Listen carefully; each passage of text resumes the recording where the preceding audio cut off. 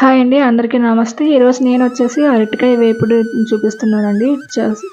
చాలా బా వచ్చింది. నాకైతే చాలా బాగా కుదిరిందనమాట. చాలా పొడి పొడిగా అది అసలు యాక్చువల్లీ ఇది ఈవినింగ్ స్నాక్ కింద తినేయొచ్చనమాట. ఈ వేపుడు అనేది చిన్న పిల్లలకి పెట్టి మంచి ప్రోటీన్ ఫుడ్ కూడా అండి.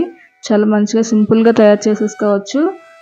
అసలు చిప్స్ లాగా రెడీ అయిపోయాయనమాట. ఈ అరటికాయ వేపుడొచ్చేసి చాలా బావుంది. పిల్లలు చాలా ఇష్టంగా తింటారనమాట. మంచి పీచు పదార్థం కూడా ఉంటుంది అరటికాయలో. చాలా మంచిదనమాట హెల్త్‌గా వచ్చేసి. సో, ప్రొసీజర్ ఏంటో చూపిస్తాను చూడండి. ఫస్ట్ ముందుగా కడాయి పెట్టుకొని కొద్దిగా ఆయిల్ పోసుకున్నానండి. అందులో తాలింపు దినుసులు వేసుకున్నాను. శనగపప్పు, మినపప్పు, జీలకర్ర, ఆవాలు వేసుకొని కొద్దిగా వేపుకున్నాననమాట. సో, ఈ అరటికాయ వేపుడు వచ్చేసి చాలా పొడి పొడిగా రెడీ అవుతుందనమాట. చాలా ఇష్టంగా తింటారు పిల్లలు వచ్చేసి. ఒకసారి మీరు రెడీ చేస్తే తినండి. ఎలా ఉందో నాకు కామెంట్ చేయండి. సో, నెక్స్ట్ వచ్చేసి పల్లీలనమాట. పల్లీలు ఒక గుప్పుడు తీసి వేసుకున్నాను. నేను 2 అరటికాయల కోసం ప్రిపరేషన్ చేస్తున్నాను అనమాట ఇదంతా. సో, ఇది కాశ్మీరీ రెడ్ చిల్లీ అనమాట. మరీ అంత స్పైసీగా ఏమి ఉండదు. నార్మల్ కలర్ కోసం వేసాను అనమాట. సో, నెక్స్ట్ వచ్చేసి ఉల్లిపాయ తరుగు కూడా ఒక 2 ఉల్లిపాయ తరుగులు వేసుకున్నానండి. చిన్న ఉల్లిపాయలు అంటారు కదా సెలోట్స్ అని, ఆ చిన్న ఉల్లిపాయలను అలా కట్ చేసి వేసుకున్నాను అనమాట. ఇవైతే మనకి కనిపించకుండా ఆ వేపుడులో కలిసిపోతాయి. బాగుంటాయి. మంచి యమ్మీగా ఉంటుందన్నమాట ఈ వేపుడు వచ్చేసి. నెక్స్ట్ వచ్చేసి అది కొంచెం వేపుకున్న తర్వాత అల్లం వెల్లుల్లి పేస్ట్ చిన్నది వేసుకున్నాను. సో, అల్లం వెల్లుల్లి పేస్ట్ కూడా ఒక 2 నిమిషాలు పచ్చివాసన పోయేంత వరకు ఫ్రై చేసుకున్నానండి. ఈ అరటికాయలు వచ్చేసి మొత్తం ఒకే సైజులో నేను కట్ చేసుకున్నానండి. కట్ చేసుకొని కొద్దిగా పసుపు కలుపుకున్నాను. పసుపు కలిపి ఇలా వేసుకున్నాను అనమాట. ఇవి 2 అరటికాయలు అనమాట, పెద్ద అరటికాయలు వేసుకొని బాగా ఫ్రై చేసుకుంటున్నాను. ఫ్రై చేసుకొని కొద్దిగా సాల్ట్ వేసుకున్నాను అనమాట. మనం సాల్ట్ తగినట్లు ఇప్పుడే వేసేసుకోవాలి, వేపుడు కదా.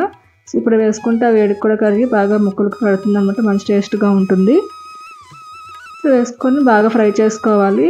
ఈ అరటికాయలు వచ్చేసి ముందుగా ఉడకబెట్టడం అలాంటి ప్రొసీజర్ ఏమీ అవసరం లేదండి. అవి కట్ చేసిన వెంటనే కొద్దిగా పసుపు కలిపి పక్కన పెట్టుకుంటే సరిపోతుంది చాలు. సో, నేను ఆల్రెడీ 2 నిమిషాల్లో వేపుకున్నానండి. ఇవి చూడండి ఎంత పొడి పొడిగా రెడీ అయ్యాయో. అసలు కొంచెం కూడా అంటలేదు అనమాట. నూనె కూడా కొద్దిగా పడింది. సో, ఇప్పుడు ఫైనల్గా కొంచెం కరివేపాకు వేసుకుంటున్నానండి. ఇది మంచి స్మెల్ వస్తుంది కరివేపాకు అనేది ఫ్రైకి. చాలా బాగుంటుందండి ఇది. అసలు తింటే చాలా ఇష్టంగా తింటారు పిల్లలు అయితే మాత్రం. ఇప్పుడు కొంచెం వేగిన తర్వాత వచ్చేసి నేను జీలకర్ర ధనియాల పొడి అండి ఒక 1/4 టీ స్పూన్ వరకు వేసుకున్నాను. సో, ఇవి కూడా వేసేసుకొని బాగా కలిపేసుకోవాలి. చూసారు కదండి, అది నాకైతే నేను ఒక 3 మినిట్స్ వరకు ఫ్రై చేసుకున్నానండి. మొత్తం బాగా అయితే ఉడికిపోయాయి. అసలు ఫ్రై చాలా బాగుందన్నమాట. చిప్స్ లాగా తయారైపోయాయి అనమాట. మొత్తం రెడీ అయిపోయింది ఫ్రై అయితే ఒక 3 మినిట్స్లో.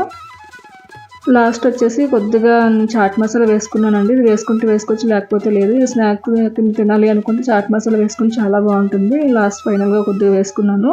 సో, ఫైనల్ సర్వ్ చేసి పిల్లలకి ఇవ్వండి, చాలా ఇష్టంగా తింటారు. ఇంకా పెరుగన్నంలో కూడా నంచుకొని తినచ్చు, లేదా చారు కూడా లేదా పప్పు అన్నం అలాగా కొంచెం కాంబినేషన్లో కూడా తింటే చాలా బాగుంటుంది. ఈ వీడియో మీకు నచ్చినట్లయితే నా ఛానల్ సబ్స్క్రైబ్ చేసుకొని షేర్ చేసి లైక్ చేయండి. And thanks for watching.